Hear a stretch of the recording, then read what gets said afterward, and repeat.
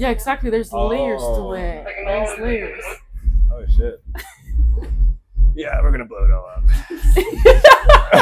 up. Welcome back to another episode of the Rose Motion TV podcast. I'm your host Malik, aka Malachi Motion, and today we have Vancouver-based bass producer BLZBO. How you doing? I'm great. How are you? I'm doing pretty good. So it's Calgary Stampede. Yeah. Pretty hectic. Have you been to Calgary Stampede before? Yes, I have multiple times. I mean, I'm from here, so I lived here for 5 years. So. Oh, I see. Yeah. And then Vancouver stole you. Vancouver took me away. Was there anything like what made you want to move out there?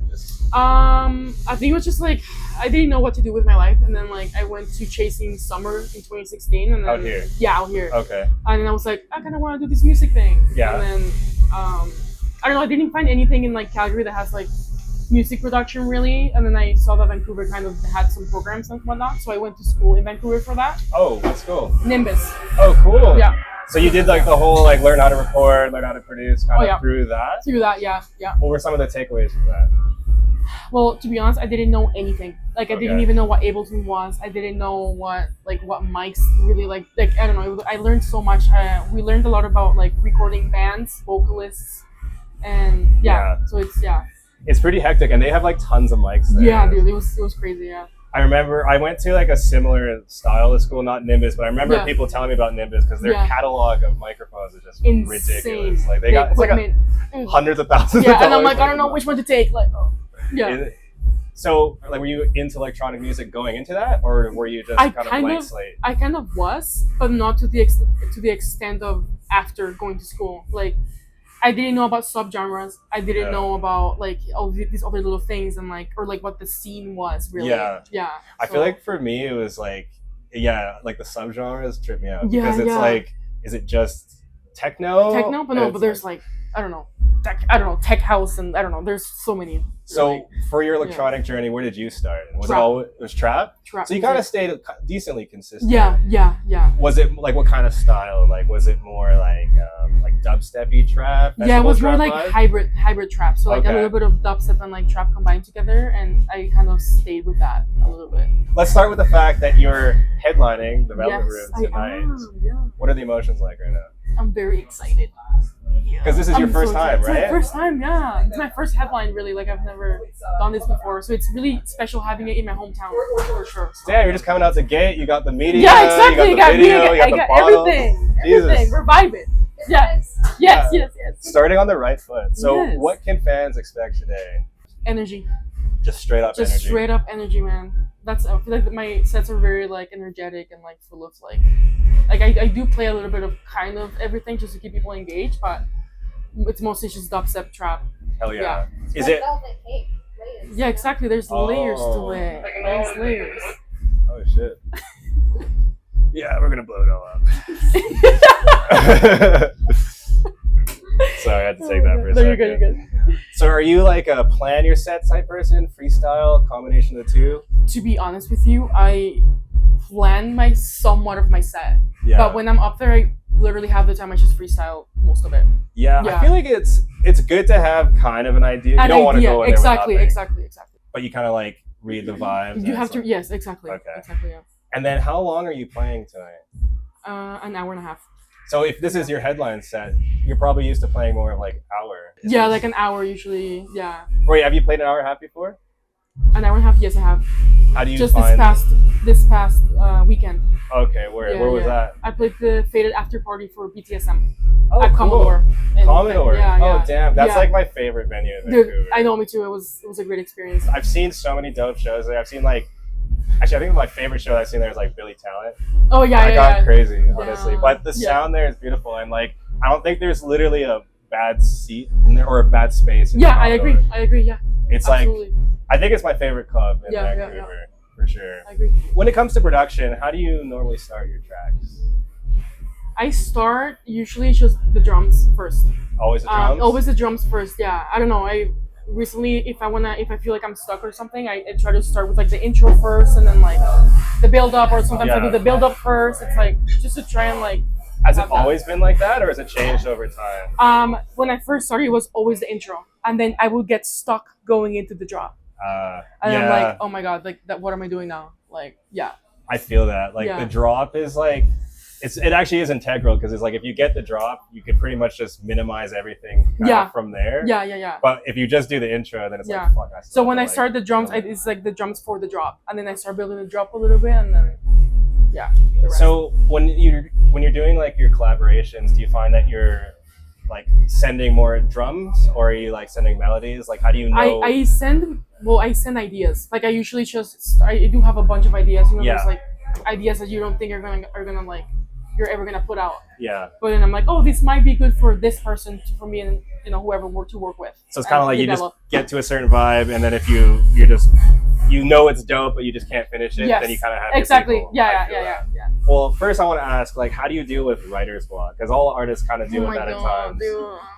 I crash out so hard. I would say like taking a break from it. Honestly, it's just like go outside, hang out with friends, just like not think about it, and then like there was one time where I was really stuck on this song, and then I like had a nap. I went to bed for like an hour. Woke up. I ended up finishing the entire song in like an hour and a half. Doesn't it kind of annoy you? Because it's like you'll be tinkering on something for like 3 hours, and then it's like if you just leave and come back, it'll be done. And you're like, are you serious? Like why? Like why? It's like when the tech people are like, did you try turning it off and putting it back in? It's like, it can't be that. Yeah, exactly. There's no way it could be that. So how do you know like when a song is done? Like done? Like how do you know? When I test it everywhere and I'm like, yes, this is where it's at. Like I have to test it everywhere. Like sending it out to people, my friends. Sometimes I show stuff to my mom because she doesn't listen to that type of music, but she's like, oh, this is kind of cool. I'm like, that. Who are some of like the artist people that you trust to kind of like with their judgment on your songs? There's a few, but I would say this one. Yeah. This girl right here. She's one of the main ones for sure. You are like honestly, like I trust her a lot. So. It's hard. Well, I mean that's part of the reason why I'm in like a DJ duo because it's hard to trust yourself because it's like you can kind of get in the fishbowl where you think it's dope and it's like is it? But it's good to have somebody that you know exactly. It's nice. Vouch for it. And it's like okay, it is sick. Yeah. You know.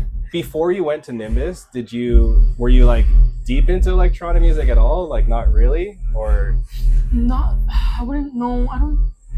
I mean, I listened to like Cascade on Tiesto, but I didn't really listen to like bass music and like dubstep. So that was introduced to you at school? Like the dubstep and all that stuff? Yeah. Oh yeah. Was that through peers or just randomly you came across it while you started? I just like, I went to like all the shows in Vancouver, so like all like the underground stuff, and I'm like, oh my god, this is a vibe. Like back in the days they had like shows at RUMIA in Gastown. Oh like, yeah. Like, went on. Oh my god, I miss those days. But yeah, that's kind of my introduction to that type of music there. Okay, word. Yeah. And so that's when you got into the like trap music. The trap and like the dubstep, like yeah. So okay, sweet. Yeah, man. At the production school, did you like come in with any like musical did you play any instruments or Zero. So what made you want to go there? Like what sparked that? Well, yeah, when I went to that festival and I was watching Cascade. Yeah. I don't know. Something like clicked in my head and I was like, I want to do this. Like... I don't do drugs. Just joking. I don't do drugs, like for real. I don't. Just booze? Yeah, just booze. Okay. Yeah. Is that better? I don't know. I've never dabbled in that. That's good. I mean, that's pretty unique for the bass community. Yeah. I mean, you're probably like one in a million. I love my template. I kind of just wanted to talk about some of the upcoming tracks that you have. Can you give us some insight of what we got coming out? I have one coming out this month actually, which I will be playing tonight for sure. Yes. It's very heavy dubstep. Yeah.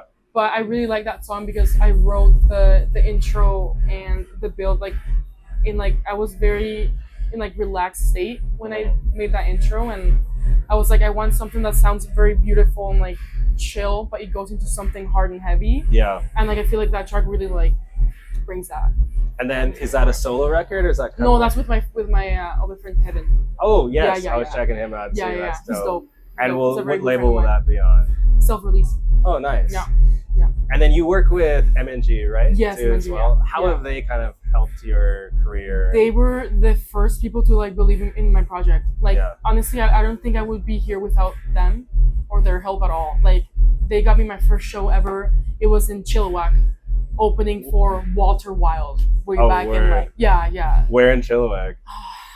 Oh my. Like at a club? Main Street, yeah, it's like a Main Street club or something like that. It's Yeah. wild. You guys know that one, eh? Yeah. Yeah. Oh man, it's Lux now. Dude, yeah, right? they changed it. But yeah, that was my first show ever. That was the first show I ever was there. So how have you like evolved since that first show? Like, what are some things that you noticed? I don't play house music to open a bass show anymore. That's a good way to start. Yeah. Like honestly, yeah, that's what I did. Yeah. I was like bass house opening for someone that plays dubstep. Like that's crazy. But yeah, I learned from that for sure. But of all the moments that you've had so far, what are some of the like shows that have stood out the most? When I played Faded last year. Last year? Yeah. Well, what about that made it so special? Just like the experience of it, like being in the same vicinity as like people I look up to. Yeah. I was just like, I don't know, I was so very it's pretty excited. hectic. I mean, but that's, you know, when you follow your dreams, like that's where you are. Like that's how other people see you is on these big posters with these other people. Like that's how people view you. So it's pretty awesome. Yeah, it was really cool experience for sure. It's just like now I got a taste of it and like I want it more, honestly. So do you get more nervous for like clubs or playing festivals? That's a good question. I would say festivals for sure. Just because it's a lot of people pressure outside. Yeah. And it's actually because it was probably during the day, right? Yeah. Because you don't know what you're gonna. I feel like it's like in the club you could kind of hide because it's darker. Yeah, you're like you know, yeah. But it's like it's like 4 p.m. or whatever. Exactly. And it's very bright. Everything. Yeah. So, do you have any like pre-show routines? I would say I feel like I do need to have like at least a shot of tequila. Just to kind of, no, like for real, just to loosen up myself, you know. I thought that tequila was a shot of tequila made you a menace. Well, we need that energy. I mean, I need the energy for the set. Like, guys, come on. Last kind of segment, just on a more personal note. How do you deal with just relationships and dating within such a chaotic environment? I'd rather not do it. It's intense, eh? It's a lot. I would say I'm at the point right now where I don't think I should or will get into a full like relationship just because I want to focus on my career and not have any distractions really. My past relationship I was there for like 4 years, almost 5 years, and I feel like that did somewhat hold me back from kind of achieving some things that I wanted, and it was a hard realization just to kind of cut that and focus on this. 100%. Was jealousy like a problem? Like you just playing in the clubs too much? Yeah, that was part of it. Yeah, not being home often. Can you tell everybody come to bottle service, please? Yes, bottle service. Bottle service. Soon. But yeah, I would say So last question for you. If you can offer advice to your past self when you first started before Nimbus, what would you say? To be more gentle and kind to myself. Yeah, that's what I would say.